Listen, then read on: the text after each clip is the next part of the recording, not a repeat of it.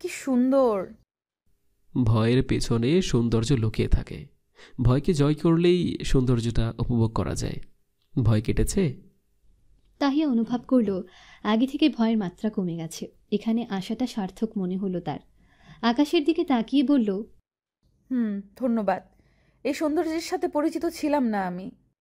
তাহিয়ার মুগ্ধঘন চেহারাটার শেষ বিকেলের আলোয় সুন্দর দেখাচ্ছিল। অভিক ফোন বের করে সঙ্গোপনে ছবি তুলল।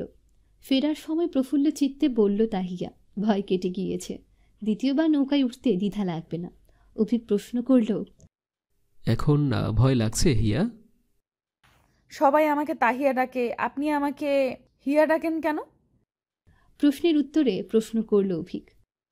তাহিয়া নামের অর্থ জানো? তাহিয়া মাথা নাড়াল। হ্যাঁ, তাহিয়া অর্থ অভিবাদন, শ্রদ্ধা। হিয়া অর্থ জানো? না। হিয়া অর্থ মন, অন্তর, হৃদয়।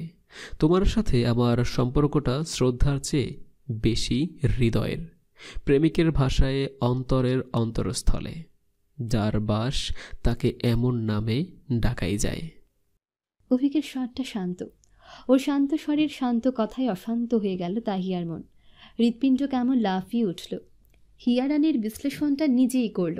হিয়া মানে হৃদয়, হিয়া রানী মানে হৃদয় রানী। কি সুন্দর নাম! একটা ডাকে সব কথা বলে দেয়। ভালোবাসি বলে চেঁচানো লাগে না, কায়দা করে একটা কথায় সঙ্গীকে তার স্থান দেখিয়ে দেওয়া যায়। হৃদয়ে ভালো লাগার বন্যা বয়ে গেল। আহ, জীবনটা সুন্দর, প্রশান্তির। নৌকায় উঠেছিল ভয়ের সাথে, ফিরেছে একরাশ আনন্দের সাথে। বাসায় ফেরার আগে অভিক শপিং মলে নিয়ে গেল। কাপড় দোকানে নিয়ে তাহিয়াকে বসিয়ে দিল কাপড় কিনতে। বিয়ের পর সেভাবে কেনাকাটা হয়নি। এক গাদা জামা কাপড় নিল। কী ভেবে দুটো চাদর আর সোয়েটারও নিয়ে দিল। কী ভেবে 2টা সোয়েটারও নিয়ে নিল আর চাদর। সাথে বলল, শীত যতদিন থাকে গরম কাপড় ছাড়া বের হবে না, ঠান্ডা লেগে যাবে। শপিং মল থেকে বের হয়ে তাহিয়া বলল, প্রেমিকরা কি এগুলো কিনে দেয়? অভিকের উত্তর যেন প্রস্তুত ছিল। তড়িৎ জবাব দিল, প্রেমিকের কাঁধে দায়িত্ব থাকে না, স্বামীর কাঁধে দায়িত্বের পাহাড় থাকে। আর প্রেমিকদের দায়িত্ববান না হলেও চলে, কিন্তু স্বামীদের দায়িত্ববান হওয়া বাধ্যতামূলক। প্রেমিক প্রেম বোঝে, স্বামী দায়িত্ব।